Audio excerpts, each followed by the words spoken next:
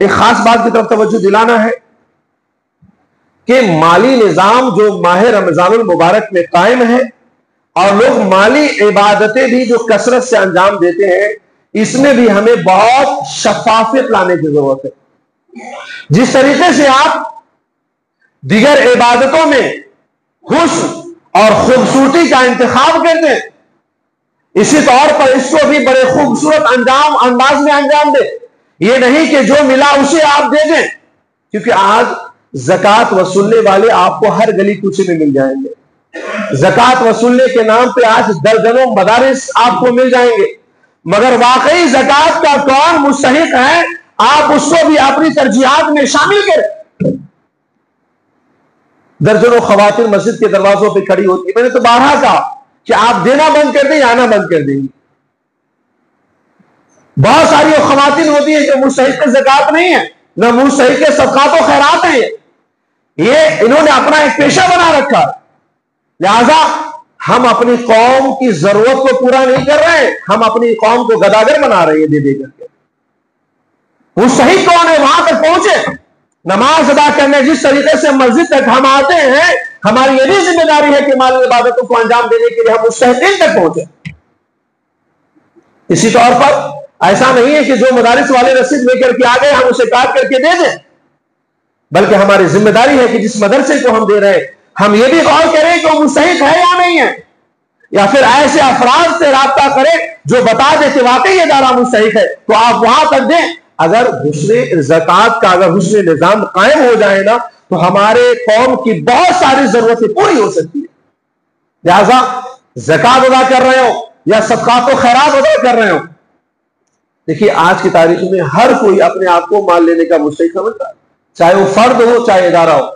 ہماری ذمہ داری ہے کہ ہم مستحقین تک پہنچائیں، صحیح افراد تک پہنچائیں۔ لہذا رمضان المبارک میں جو مالی عبادت کا جو یہ نظام قائم ہے، اس کے اندر خوبصورتی کیسے لانی ہے، اس کا نظام بہتر سے بہتر کیسے ہوگا، اس پر بھی ہمیں توجہ دینے کی ضرورت ہے۔ اور یاد رکھیں ایسا نہیں ہے کہ جو آیا وہ دے دیا اور ہم نے سوچا کہ زکوٰۃ ادا ہوگی۔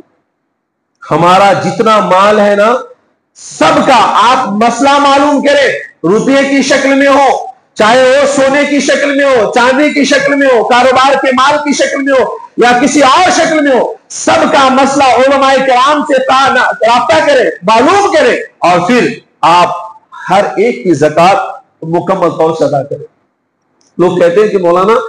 اتنا کہاں حساب رکھ پاتے؟ نہیں، کاروباری ایک ایک پیسے کا حساب رکھتا ہے، کتنا مال آیا اور کتنا گیا وہ سب لکھ کے رکھتا ہے۔ پھر زکوٰۃ جو عبادت ہے اس کے لیے آپ کیوں نہیں حساب رکھتے؟ یہ ہماری اور آپ کی ذمہ داری ہے، اس کا بھی حساب ہم رکھیں اور وقت پر صحیح طریقے سے اس کو ادا کریں۔ ایک چیز اور ہے کہ زکوٰۃ کی ادائیگی ہو، چاہے صدقات و خیرات ہو، جہاں ضرورتوں کو پورا کرنا ہے نا وہیں اچھے لوگوں کو تلاش کریں، نیک لوگوں کو تلاش کریں، صالح لوگوں کو تلاش کریں۔ یہ نہیں کہ یہ مستحق زکوٰۃ ہے، ٹھیک ہے مستحق زکوٰۃ ہے وہ لے سکتا ہے،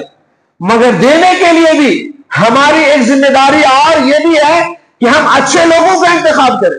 نیک لوگوں کا انتخاب کریں، صالح لوگوں کا انتخاب کریں۔ دیکھیے صرف دینے کا ہی مسئلہ نہیں ہے، علماء نے لکھا ہے کہ اگر کوئی محتاج ہو نا، کوئی ضرورت مند ہو، کوئی مال کا مستحق ہو تو سب کے سامنے ہاتھ نہ پھیلائے، بلکہ ایسے لوگوں سے مانگے جو نیک ہو، جس کا مال اچھا ہو۔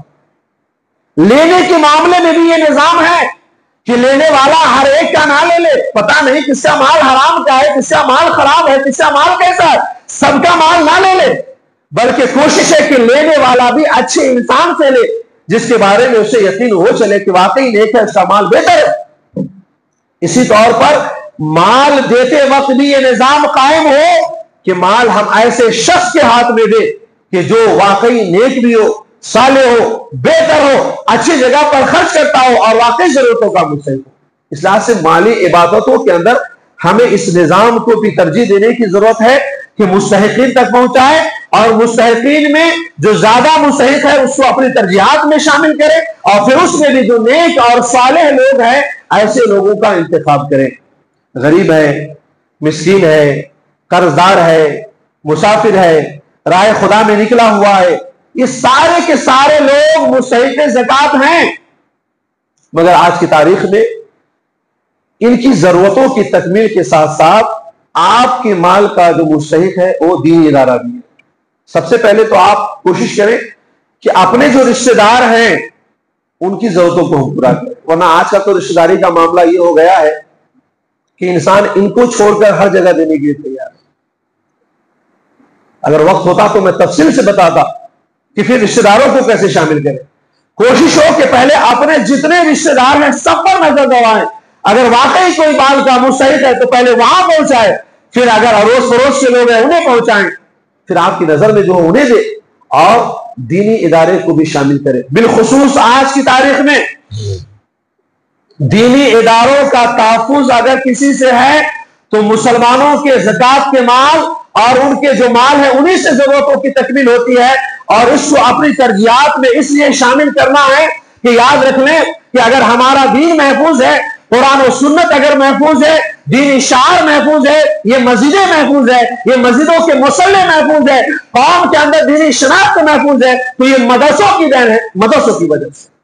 اگر یہ مدرسے بند ہو جائیں تو پھر یاد رکھ لیجئے قوم کے اندر کوئی پہچان مسلمانوں کی نظر نہ آئے، نہ یہ مصلے نظر آئے، نہ یہ مسجدیں محفوظ نظر آئے۔ اگر آج یہ ساری چیزیں محفوظ ہے تو مدارس اسلامیہ کا احسان ہے، یہ علماء کا احسان ہے، یہ علماء تیار ہوتے ہیں جہاں سے آج قال اللہ قال رسول کی صدائیں بلند ہوتی ہے، یہ مصلی امامت کو سنبھالتا ہے، یہ مؤذنیت کو سنبھالتا ہے، قرآن کی تعلیم کو سنبھالتا ہے، حدیث کی تعلیم کے فروغ کا ذریعہ بنتا ہے، دین کے پیغام کے نشر کا ذریعہ بنتا ہے۔ آج کی تاریخ میں اگر ہمارا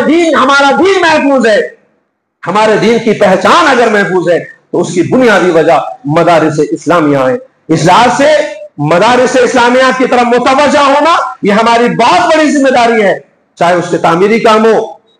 چاہے طلبہ کی کفالت ہو، دیگر ضروریات ہو، اس میں شامل ہونی چاہیے۔